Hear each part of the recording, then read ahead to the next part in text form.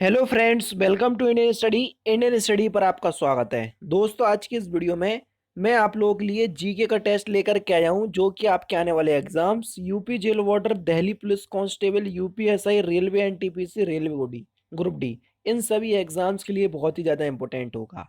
तो वीडियो को एंड तक जरूर देखिए, क्योंकि लास्ट में मैं आपसे क्वेश्चन भी पूछूंगा और उसका आंसर आपको कमेंट बॉक्स में बताना होगा। पहला क्वेश्चन आपके सामने, टी शब्द किस खेल से संबंधित है? टी, तो जो टी शब्द है ना, ये गोल्फ से संबंधित है, यानी कि इस क्वेश्चन का कौन सा तीसरा ऑप्शन जो है वो आपका बिल्कुल करेक्ट, पहला ऑप्शन जो है वो आपका बिल्कुल करेक्ट हो जाएगा। टी, जिसपे गोल्फ की बॉल रखी जाती है ना, उसी को टी बोलते हैं। नेक्स्ट क्वेश्चन से आपका, कि भारत में अंग्रेजी शिक्षा की शुरुआत किसने की थी? तो भारत ने अंग्रेजी शिक्षा की शुरुआत किसने की थी? तो आपका जो सही आंसर हो जाएगा वह हो जाएगा मैकाले ने। दूसरा ऑप्शन जो है वो आपका बिल्कुल करेक्ट हो जाएगा। कौन सा ऑप्शन? दूसरा ऑप्शन। ठीक है ना। और मेघालय का जो कार्यकाल था वो कब तक से कब तक रहा था? तो ये आप मुझे कमेंट बॉक्स में बताएंगे, क्योंकि इंपॉर्टेंट क्वेश्चन है। ठीक है ना। नेक्स्ट क्वेश्चन से आपका, कि इनमें से किस अवधि में लॉर्ड विलियम बेंकेट गवर्नर जनरल थे? जल्दी बताओ। लॉर्ड विलियम बेंकेट का कार्यकाल आपसे पूछा है, तो किस अवधि में थे? तो आपका जो सही आंसर हो जाएगा वह हो जाएगा आपका 1828 से 1835 तक। तीसरा ऑप्शन आपका बिल्कुल करेक्ट है। सिंगारूपी वृत्तांत किसका भाग है? जल्दी बताइए, सिंगारूपी बृहदात्र किसका भाग है? तो ये जो है ना, ये बड़ी आंत का भाग है। पहला ऑप्शन करेक्ट। पूछा जाता है कि बड़ी आंत और छोटी आंत में से लंबाई सबसे ज्यादा किसकी होती है? तो छोटी आंत की लंबाई ज्यादा होती है। सबसे ज्यादा पाचन की क्रिया इसी में होती है। प्रोटीन का पाचन भी छोटी आंत में ही होता है। ये सारे क्वेश्चंस पूछे जाते हैं। अर्थशास्त्र में ग्रेसियम नियम किससे संबंधित है? तो ये किससे संबंधित है? तो ये मुद्रा संचालन से संबंधित है। दूसरा ऑप्शन आपका बिल्कुल करेक्ट हो जाएगा। नेक्स्ट क्वेश्चन, हाल ही में ऋषि कपूर का निधन हुआ, यह किस क्षेत्र में प्रसिद्ध थे? तो आप सभी लोग जानते हैं ये एक्टर थे, अभिनेता थे। पहला ही ऑप्शन करेक्ट। उस्ताद अमजद अली खां किस वाद्य यंत्र के लिए प्रसिद्ध हैं? तो अमजद अली खां किस वाद्य यंत्र के लिए प्रसिद्ध हैं? सरोद। यानी कि इस क्वेश्चन का दूसरा ऑप्शन आपका बिल्कुल करेक्ट। कैबिनेट मिशन प्लान के अधीन बनी संविधान सभा में कितने सदस्य थे? जल्दी बताइए। तो कितने सदस्य थे? तो आपका सही आंसर हो जाएगा 389, यानी कि इस क्वेश्चन का पहला ऑप्शन आपका बिल्कुल करेक्ट है। कितने सदस्य? 389। इसमें से 293 तो निर्वाचित थे, 92 देसी रियासत के थे, और चार जो थे वो कमिश्नरी से थे। ठीक है ना। नेक्स्ट क्वेश्चन, गांधी जी के विदेशी सामानों के बहिष्कार के आंदोलन का उद्देश्य क्या था? तो क्या उद्देश्य था? जल्दी बताइए। Question number 34। तो उनका उद्देश्य था कि लघु उद्योगों को प्रोत्साहन देना। तीसरा ऑप्शन करेक्ट। निम्नलिखित में से कौन राष्ट्रीय विकास परिषद का नहीं सदस्य नहीं है? तो कौन नहीं है? भारत का राष्ट्रपति ये राष्ट्रीय विकास परिषद का क्या नहीं है? सदस्य नहीं है। यानी कि इस क्वेश्चन का चौथा ऑप्शन करेक्ट हो जाएगा। ठीक है ना। इंपोर्टेंट क्वेश्चन से ध्यान रखना। देखो, राष्ट्रपति राष्ट्रीय विकास परिषद का सदस्य नहीं है, क्योंकि राष्ट्रीय विकास परिषद का गठन 6 अगस्त 1952 को किया गया।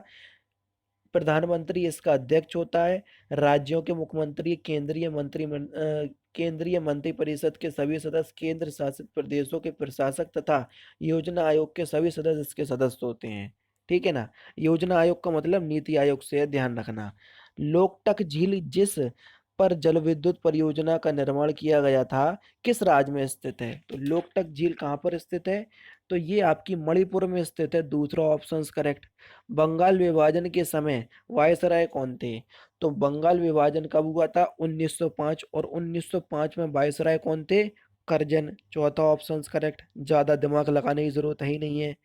किस देश ने हाल ही में उत्तर कोरिया के तानाशाह किम जोंग उन को द्वितीय विश्व युद्ध स्मारक पदक से सम्मानित किया? तो किसने किया? रूस ने किया। दूसरा ऑप्शन आपका बिल्कुल करेक्ट हो जाएगा। ठीक है ना। नेक्स्ट क्वेश्चन आपके सामने। नेक्स्ट क्वेश्चन से आपका, कि द्वितीय विश्व युद्ध के युद्ध अपराधियों पर कहाँ मुकदमा चला? तो कहाँ चला था? तो आपका सही आंसर हो जाएगा न्यूरमबर्ग, यानी कि इस क्वेश्चंस का न्यूरमबर्ग में चला था। पहला ही ऑप्शन आपका बिल्कुल करेक्ट हो जाएगा। ठीक है। नेक्स्ट क्वेश्चंस आपके सामने, उर्वरक कॉम्प्लेक्स पारादीप फॉस्फेट लिमिटेड निम्नलिखित में से किस राज्य में स्थित है? तो ये किस राज्य में स्थित है? तो ये उड़ीसा में स्थित है। चौथा ऑप्शन करेक्ट है। कौन सा? चौथा ऑप्शन। तक्षशिला विश्वविद्यालय स्थित है कहाँ पर? तो तक्षशिला विश्वविद्यालय कहाँ पर स्थित है? तो देखो, अगर हम बात करें तक्षशिला विश्वविद्यालय की, तो ये कहाँ पर है? फिलहाल तो इन ऑप्शंस में से कहीं भी नहीं है। चौथा ऑप्शन करेक्ट है, क्योंकि तक्षशिला विश्वविद्यालय जो है ना, ये पाकिस्तान के रावलपिंडी में स्थित है। तो यहाँ पर तो कोई ऑप्शन है नहीं है, इसलिए चौथा ऑप्शन करेक्ट होगा। जोजिला दर्रा किस राज्य में स्थित है? तो देखो, जोजिला दर्रा जो है ये जम्मू कश्मीर में है, क्योंकि जोजिला दर्रा जम्मू कश्मीर की जाक्सर श्रेणी में स्थित है। श्रीनगर से ले जाने का मार्ग इसी दर्रे से होकर जाता है। इसका निर्माण सिंधु नदी द्वारा किया गया है। समझ रहे? तो कहाँ पर है ये? जम्मू कश्मीर, यानी कि दूसरा ऑप्शन आपका बिल्कुल करेक्ट हो जाएगा। नेक्स्ट क्वेश्चन की तरफ बढ़ते हैं। कौन भारतीय धार्मिक त्योहार 12 वर्ष में एक बार मनाया जाता है? तो कौन सा? आप सभी लोग जानते हैं, कुंभ मेला मनाया जाता है। तो चौथा ऑप्शन आपका बिल्कुल करेक्ट हो जाएगा। कौन सा? चौथा ऑप्शन। और अगर हम बता दें कुंभ मेले, तो देखो, कुंभ मेले का आयोजन नासिक जो है वो महाराष्ट्र का है। ठीक है। मध्य प्रदेश के उज्जैन में और उत्तर प्रदेश के प्रयाग और उत्तराखंड के हरिद्वार में प्रत्येक 12 वर्ष में बारी बारी एक एक बार आयोजित किया जाता है। ठीक है ना? तो ये सारी चीजें भी आपको पता होना चाहिए। नेक्स्ट क्वेश्चंस, भारत की किस संस्था के प्रति मंत्रिमंडल सामूहिक रूप से उत्तरदायी होता है? तो किसके प्रति? लोकसभा के प्रति।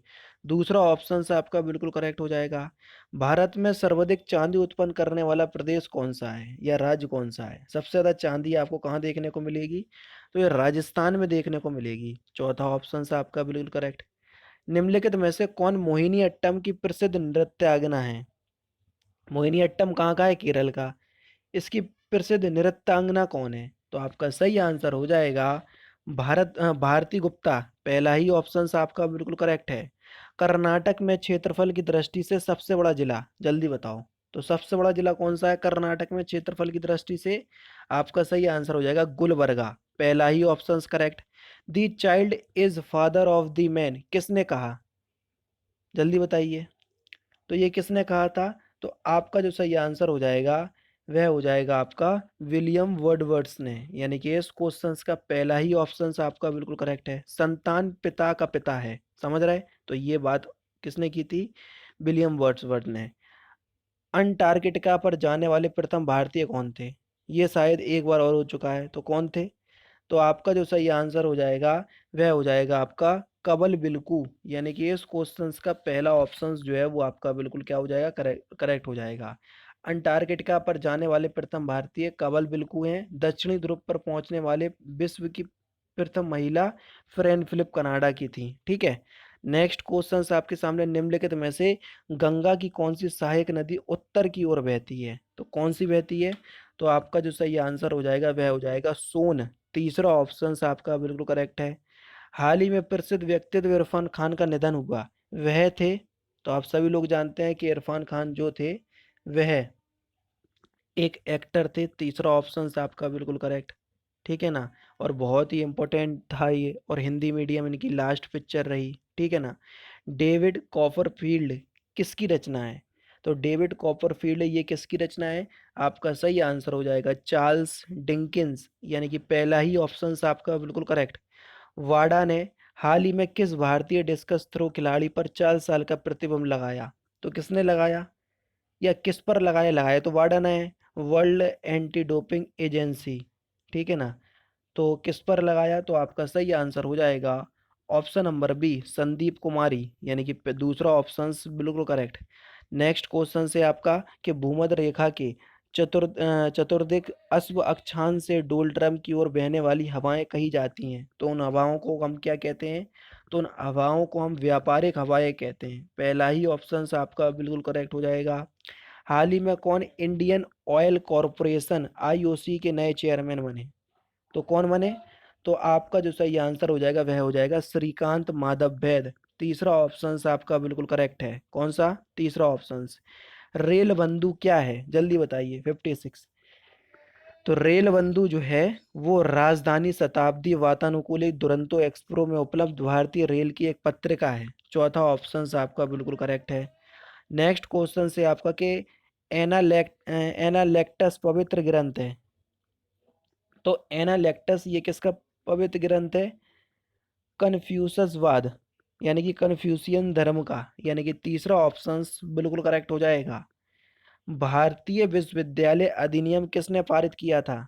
तो भारतीय विश्वविद्यालय अधिनियम जो है ये लॉर्ड कर्जन ने पारित किया था। दूसरा ऑप्शन आपका बिल्कुल करेक्ट है।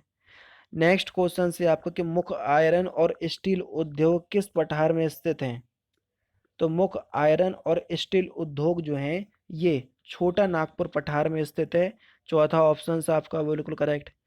निम्नलिखित में से कौन सा राज्य सेवन सिस्टर का सदस्य है? सेवन सिस्टर का कौन सा राज्य सदस्य है?